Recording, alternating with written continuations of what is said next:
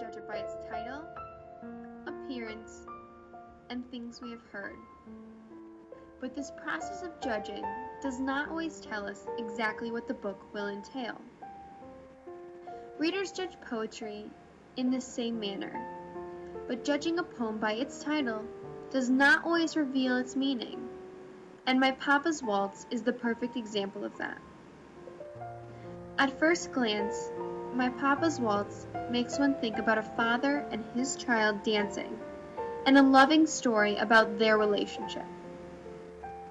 However, once read, one sees the title does not share the true depth of the poem. In this selection, Theodore Roethke appeals to the reader's senses and helps them to connect to the story he tells. Roethke begins the poem with the smell of whiskey on the father's breath that could make a small boy dizzy, and the child holding on to his or her dad like death. For me, when I read these lines, I think of the close relationship I have with my father, and how when I was little, he would never put me down.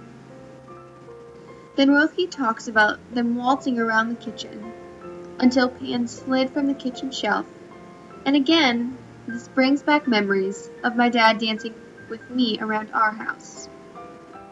As the poem progresses, harsher imagery is incorporated, like in the lines, "The hand that held my wrist was battered on one knuckle. At every step you missed, my right ear scraped a buckle. You beat time on my head with a palm caked hard by dirt." Roethke ends this selection with the father waltzing the child off to bed, but one begins to question the loving relationship assumed from the title. As you read these lines, one sees that Roethke uses incredibly brutal terms to describe their relationship.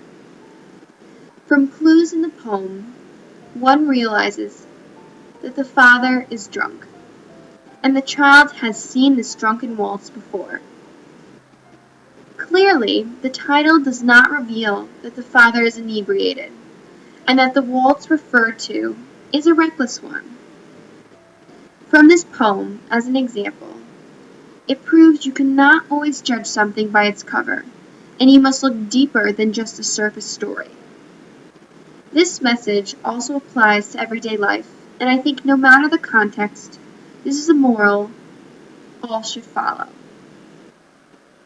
Overall, from this poem, the reader remembers to never judge a book by its cover.